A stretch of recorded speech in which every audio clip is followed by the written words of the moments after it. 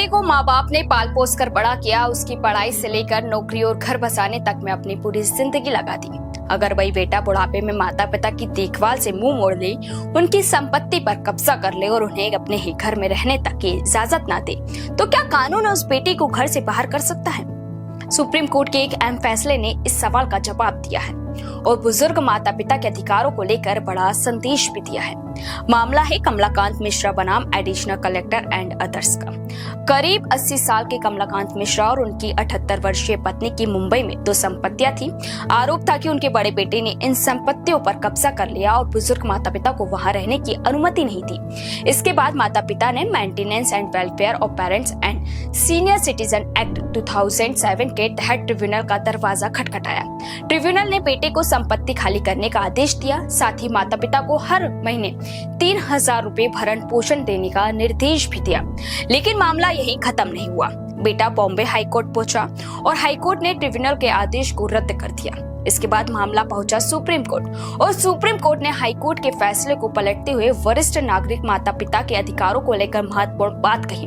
Court ने साफ किया कि अगर कोई बच्चा अपने बुजुर्ग माता पिता के भरण पोषण और देखभाल की जिम्मेदारी पूरी नहीं करता है, तो कानून के तहत संबंधित ट्रिब्यूनल माता पिता की संपत्ति से उस बच्चे को बेदखल करने का आदेश दे सकता है। यानी सिर्फ ये कह देना कि संपत्ति पर मेरा अधिकार है, किसी बच्चे को अपने बुजुर्ग माता पिता की देखभाल की जिम्मेदारी से मुक्त नहीं कर देता। लेकिन इस फैसले में एक और बेहद महत्वपूर्ण कानूनी पहलू सामने आया है। जिस समय माता पिता ने आवेदन किया था, उस समय उनका बेटा 59 साल का था। बाद में उसकी उम्र 60 साल हो गई। सुप्रीम कोर्ट ने कहा कि ये देखने के लिए कोई व्यक्ति सीनियर सिटीजन एक्ट के तहत वरिष्ठ नागरिक है या नहीं, आवेदन दाखिल करने की तारीख महत्वपूर्ण होगी। लेकिन अब जरा इस फैसले को आज के बदलते पारिवारिक रिश्तों से जोड़कर देखिए। आज कई बच्चे नौकरी और कारोबार के लिए दूसरे शहरों में चले जाते हैं, माता पिता के लिए रह जाते हैं। कई परिवारों में संपत्ति को लेकर विवाद शुरू हो जाते हैं और कुछ मामलों में बुजुर्ग माता पिता अपने ही बच्चों पर संपत्ति पर कब्जा करने और देखभाल नहीं करने के आरोप लगाते हैं।